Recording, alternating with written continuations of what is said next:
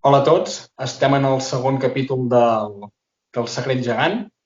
En aquest vídeo us explicarem una mica com va ser la presentació del projecte de la Colla Gegantera i també com va anar tota la redacció del projecte. Hem estat 2 o 3 mesos redactant tot un projecte per ser presentat a la colla el 7 d'abril del 2018 i que en aquest projecte sí que tothom primer es va preguntar com ho fareu i nosaltres hem dit no patiu que nosaltres farem, farem un estudi del projecte, valorarem totes les opcions que hi hagin i us convocarem a una reunió extraordinària on us ho explicarem tot detallat perquè pugui ser aprovat aquest projecte. El que vam fer vam fer una presentació a PowerPoint, que nosaltres fem a les assemblees sempre amb un PowerPoint a darrere, que sempre ens ajuda, si hi ha números, a fer-ho més dinàmic. I complementàriament els vam passar un dossier, que és aquest, un dossier d'unes pàgines més o menys, no molt gruixut, en el que els explicàvem tot el projecte i que ara tot això que us explicarem seguidament, no? Correcte. I va ser un estudi que vam estar potser fent durant 2 mesos ben bé. Sí. Devia ser des del febrer fins a l'abril, devia fer aquest estudi i, primer es va tenir que tirar a 75 anys enrere i veure tota la història que havien tingut aquests gegants, tots els vestits que havien portat, les reparacions, com dèiem abans a l'anterior vídeo, que reparacions casolanes que s'havien fet i que això havia portat a que una fe que es fessin aquestes reparacions, que aquests gegants els havia de tocar un professional, no? Exacte. Una mica el que els vam explicar amb la història dels gegants és una mica com van arribar al poble l'any 1944, que va ser en motiu de la festa major. Exacte. Aquests gegants al nostre poble, els explicàvem també que són uns gegants amb motlle que es van comprar a la Casa Ingenio, que va ser pagat pels estiuejants de Moià. Sí, correcte.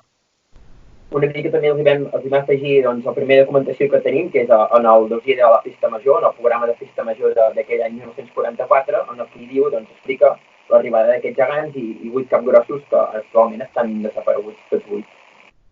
Exacte, sí. I, de fet, el programa de la festa major ho esmenava, que apareixerien els dos gegants, que apareixeria la gran comparsa de gigantes con cabezudos, el típico pollo i los dos porreros, vull dir que ja ho tractaven com una comparsa sencera tot això.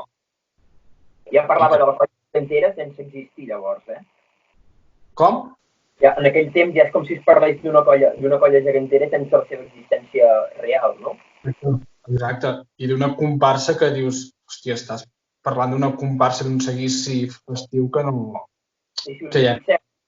I si us fixeu una cosa que ha dit el Leandre, hi ha dos personatges més, que són els macers, els porreros, que deien, que aquests personatges a la nostra colla ja no existien i un dels reptes que ens hem proposat en aquest projecte va ser també recuperar aquests dos personatges que Moià va perdre fa anys.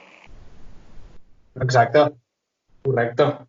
Dintre del projecte gegant hi havia de recuperar aquests poders, no? Que més endavant explicarem.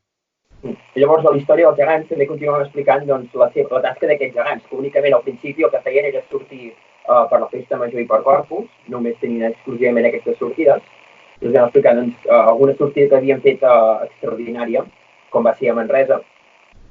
La de Manresa és la més destacada, que va ser l'any 1951, que van estar acompanyats de gegants històrics, vull dir, hi havia els gegants de la Patum de Berga, hi havia els gegants de la ciutat de Solsona, que llavors explicarem el vincle que hi ha amb Solsona, no? Hi havia els gegants de la Casa Caritat, els de la ciutat de Barcelona, hi havia gegants de gran renom i els de Moià eren allà. Llavors, va ser fins a l'any 79, el 1979, quan van fer un canvi de vestits, ja us els enxutem aquí, uns vestits nous que ja donaven ja segueixen des de llavors una dinàmica fins a l'actualitat, amb el blau del gegant i el verd de la geganta, no? I que van anat acompanyant tots els anys fins a l'actualitat. Correcte. I que encara que canviessin de colors l'any 79 ja seguien el mateix estil que els primers vestits que es van portar l'any 44. Exacte. Però no va ser fins al 82, quan va crear la colla gegantera, que aquests gegants van deixar de sortir únicament per Festa Major i Corpus i van començar a ser uns gegants de sortir a trobades de gegants que es feien arreu del territori, no? Exacte, als inicis dels 80, quan va ressorgir tot el fet geganter que diguem, amb la creació de noves entitats, es constituïen federacions, no? Llavors, diguem que a partir d'aquí va ser quan el món geganter va fer un boom i els gegants de Moià eren allà amb la seva colla gegantera per començar a fer intercanvis amb altres poblacions i que aquestes poblacions vinguessin a Moià el dia de la Festa Major. Hi ha altres sortides, com va ser també la sortida quan es van estrenar els gegants de Catalunya en Treball i la Cultura, que els gegants Reis de Moià també van assistir-hi. Exacte, això va ser l'any 88 i diria que allà a Montserrat hi havia com unes 100 colles més per rebre els gegants de Catalunya. Llavors va ser el 2000 que la colla gegantera de Moià va decidir fer la trobada comarcal, també destacable, i llavors aquests gegants durant un any van lluir unes bandes que deien trobada comarcal de Bages Berguedà, i eren poblacions de les comarques i anaven de les poblacions representant de tota la comarca, no? Correcte. Bé, també ens hem deixat de dir que l'any 95 es va celebrar el 50 aniversari dels gegants. Sí, com 30 colles aquí a Moià. Era el primer any que es feia una trobada així bestial de colles. També hi havia com a convidats honor els gegants de Catalunya. Llavors, en aquell any també van fer després, al final d'aquesta sèrie us explicarem amb més detalls, però van plantar una olivera al final de la cercavila, al moment que fan els actes protocolaris. Els van fer una plantada d'una olivera al Sallol, on es va fer aquesta plantada amb les autoritats i tot, i és un arbre que a Moià encara existeix i que de vegades ho anem a veure. Exacte, correcte. Va ser un acte així, amb motiu, no? Endavant aquest sentit amb l'actualitat, no?, d'aquest arbre. Correcte. Sí. I amb això va ser tot el que vam explicar a la colla de la història, que us hem explicat aquí amb aquests detalls, tal qual. I doncs ja que els dèiem, els gegants han arribat fins aquí i com estan en l'actualitat. I el que us vam explicar és que tocava fer aquí aquesta restauració dels gegants, no? Correcte, sí. Llavors vam ensenyar tot de fotografies que es veien en l'estat actual, que es veien, però tots els aspectes que tenien, tot el que s'havia de fer de nou o de restaurar, no? En aquell moment sí que la gent deia, ostres, doncs sí, s'ha de fer, no? Però com ho fareu? Com teniu pensat? Primer, valorar uns constructors de gegants actuals hi havia per poder dur a terme la restauració, no? Llavors aquí vam començar a valorar, em sembla, 5 o 6 constructors eren, si no recordo malament, i que ara explicarem una mica el que de cada un que vam trobar, no?, a l'hora de triar amb la persona que ens ho va fer. El primer constructor, el primer taller que vam buscar va ser, evidentment, el Taller Ingenio. Vam anar a buscar informació sobre el Taller Ingenio i el problema que ja sabíem, de fet, que el Taller Ingenio llavors estava tancat, no? I en l'actualitat, malauradament, també està tancat. I cosa que fa impossible portar aquests gegants a restaurar-se al taller on van sortir de les mans del mític taller de Barcelona, que van sortir aquests gegants. Però a partir d'aquí ens hem posat altres tallers que en l'actualitat sí que funcionen i que, com per exemple, és el taller Sarandanca de Granollers.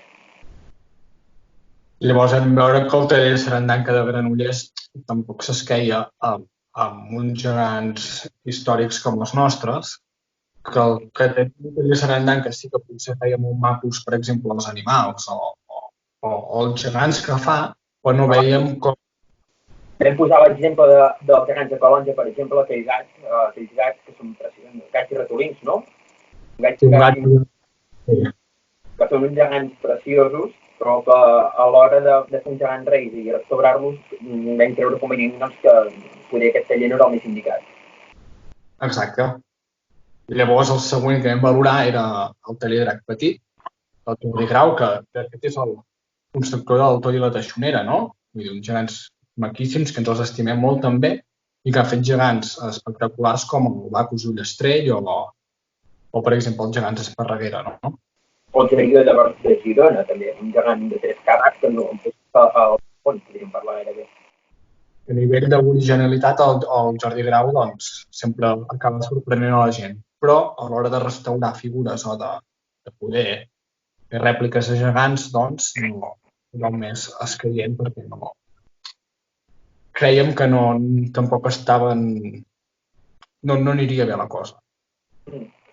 Llavors vam pensar amb el Toni Mujal de Cardona, que doncs, és un constructor doncs, que ha fet gegants com els gegants de Vilanova, també els ha restaurat alguna vegada, o ha fet els gegants de Santa Maria del Mar de Barcelona. Però una cosa del Toni Mujal que ens va quedar agradar va ser la pintura. Nosaltres volíem uns gegants pintats amb pintura a l'oli i la pintura amb pistola no ens va acabar de convèncer per fer aquesta restauració dels gegants, no? Correcte. Llavors vam decidir, vam anar un pèl més amunt de Cardona i vam arribar a Solsona. El taller Cacerres, no? Exacte, el taller Cacerres, que ja han portat 3 generacions, doncs va començar en Manel i va començar restaurant els gegants de Solsona, tornant-los a construir també, va restaurar i reconstruir els gegants del Pi, els gegants de la ciutat de Barcelona, i aquí ja veiem que en aquest taller ja s'havien començat a restaurar i a recrear gegants de gran renom, coneguts que tenen un llegat històric, no? Sí, exacte. I aquí vam veure que a nivell d'història i a nivell d'històrics i tot això, doncs que potser es començava a escaure, no? I que a més vam comparar, mentre anàvem projectant a la colla diferents imatges de cadascun dels tallers, i ens vam adonar que una de les grans qualitats que té el taller Cacerres és a l'hora de fer gegants reis, com podem veure, per exemple, els gegants de Sallent, que són uns gegants magnífics. Exacte. I nosaltres tenim uns gegants reis per restaurar, vam creure convenient que el taller Cacerres seria el millor de restauració. I un cop aquí, ja vale, com a restauració, genial, pot anar molt bé, la pintura està molt ben aconseguida, i la roba, clar, aquí la roba va ser el que va acabar de rematar, perquè també veiem que la roba que treballaven al taller d'escultura Cacerres era roba de molta qualitat, que potser sí que acabaries pagant molt més el que pagaries en un altre taller, però que pagaves el preu per la qualitat que era, no? Era també el taller perfecte per poder fer aquesta restauració. Creiem que érem justament el tema de restauració de pintura, tant com també de robes, i pel fet que són gegants històrics i a més gegants reis, veiem que era el taller indicat per poder fer aquesta restauració, tal com ens la pensàvem, no?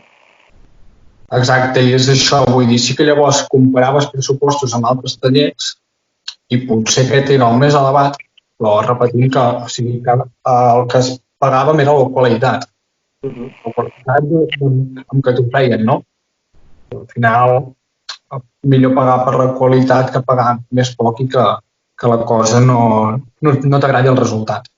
I després d'aquest debat que vam fer amb tota la colla, que tothom va trobar totalment d'acord amb nosaltres aquestes valoracions que vam portar a terme, el que hem dit és, vale, això està molt bé, és molt maco, però això té un cost i aquest procés com el farem? Estem a l'any 2018 i l'any 2019 fan els 75 anys, no?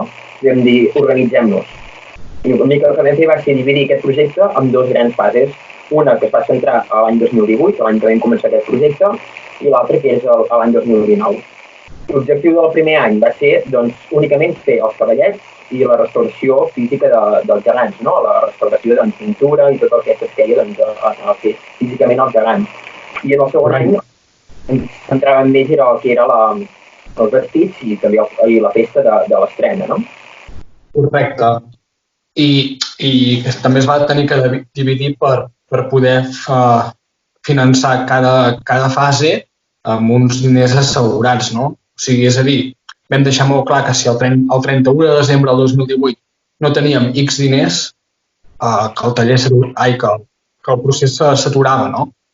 Llavors, com ho vam dividir, no?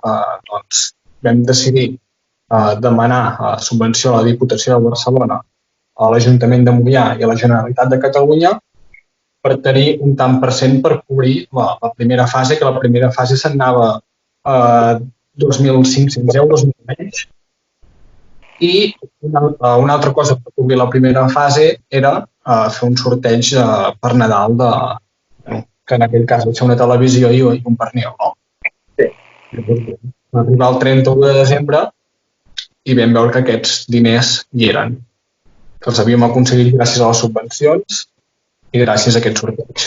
Què va voler dir això? Doncs que la fase 1 es va tirar endavant, es va poder pagar abans del 31 de desembre i ja tenim una fase feta, no? Ja tenim la primera fase feta. I un altre tema de la fase també de com vam aconseguir diners va ser el Verkami. Amb el Verkami que va ser l'octubre, diria, del 2018. Sí, el Verkami era enfocat per la fase 2, també, pel tema dels vestits, que clar, els vestits pujaven a 7.000 euros més o menys, i aquí sí que llavors explicarem també que una part era el Verkami, però que vam tenir que fer-lo per avançar, no? Per ja tenir uns diners adelantats per a l'1 de gener dir, ei, els vestits es tiren endavant, tenim un tant per cent, que si no recordo malament potser era un 20% amb el Verkami dels vestits, i que els altres haguessin sigut també a través de subvencions i d'altres coses.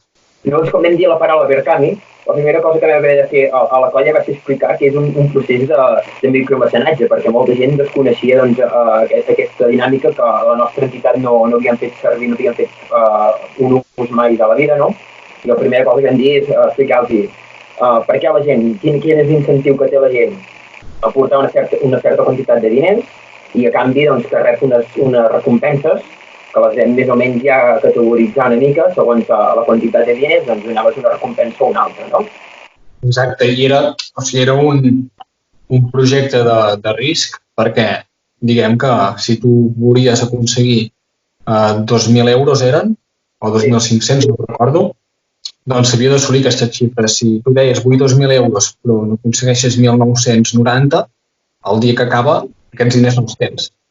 Llavors era un projecte car perquè teníem 40 dies per assolir l'objectiu. I llavors una mica per dinamitzar-ho, que vam fer va ser un vídeo que vam preparar a l'estiu de l'any 2018, vam fer les imatges, amb una cançó del Quim Vila que ens va fer expressament, en la que doncs, estàvem una mica explicant la història de la colla gegantera i d'aquests gegants, no? Que segurament si remeneu una mica pel nostre Instagram de la colla gegantera el podeu veure. I amb aquest el vam estrenar just el dia o una setmana abans ara no recordo com ho vam fer-ho, però pocs dies abans de l'estrena de l'inici d'aquest Verkami. I va ser el dia abans. Va ser el dia abans, sí. La colla gegantera són els portadors, el coll la teixonera entre Pella i el Drony. I els socis que en trobada són només a les ballades, fent que Moià batalla arreu de Catalunya. La colla gegantera són també els porrers, el pollo mata puces, els tambors i els grallers. Tan grossos que en manada són seguits per la mainada, fent que Moià batalla arreu de Catalunya.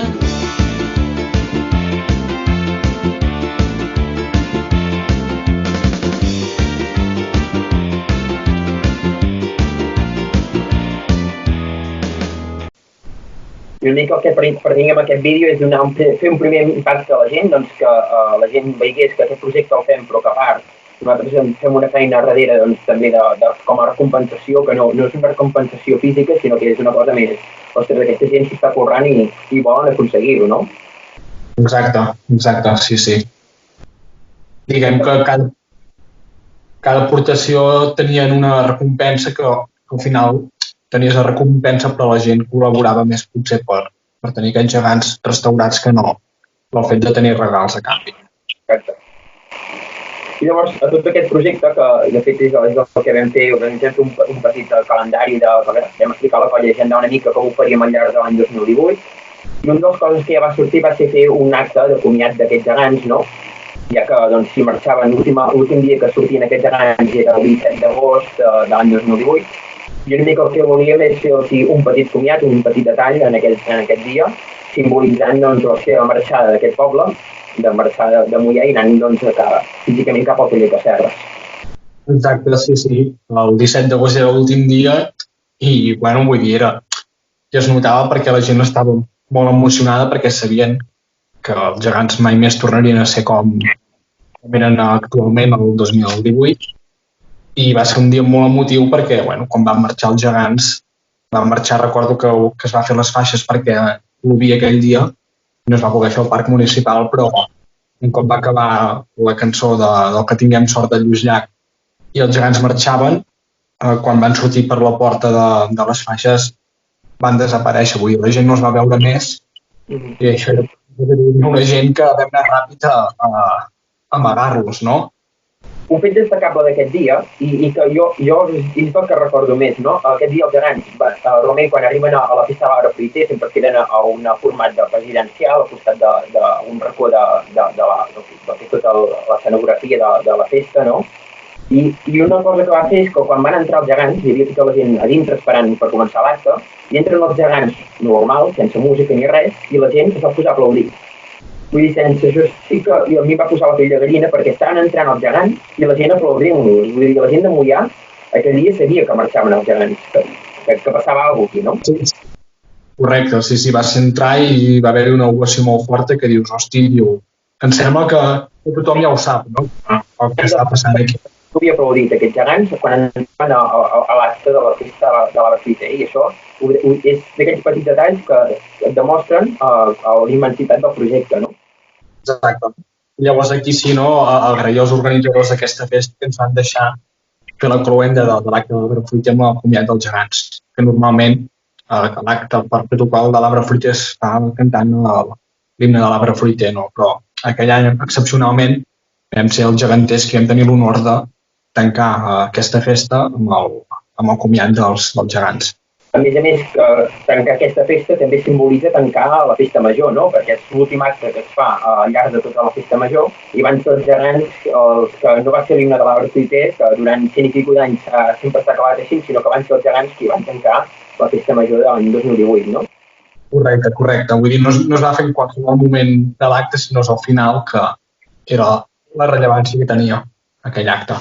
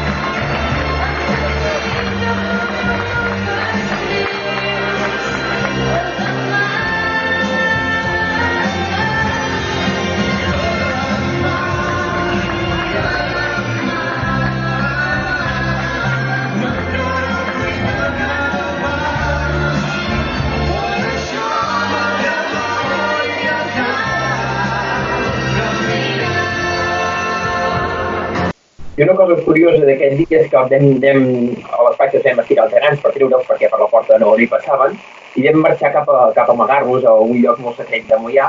Hi havia algun nano que per darrere ens espiava, amagats pels carrers, per veure a quin lloc marxaven els gegants per amagar-se fins a físicament marxar realment de Moià, no? Clar, perquè realment els gegants van marxar de Moià a l'octubre. Llavors, del 17 d'agost fins a l'octubre, que és fins quan no podien anar al taller, s'havien d'amagar en algun lloc. No podien acabar l'acte aquest i anar-se a posar a l'Ajuntament com estan tot l'any. S'havien d'anar a amagar. I els vam anar a portar a amagar a un lloc on bonament un grup de joves ens els va deixar, no? Vull dir, Aleix, si vols explicar on era. Sí, bueno, és molt prop de casa meva, cosa que també em fa molta il·lusió, i cada vegada que sortia de casa i veia aquella porta, dic, aquí darrere hi han amagats els gegants, no? És allò que sempre quan sortia de casa i aquí tinc els gegants amagats.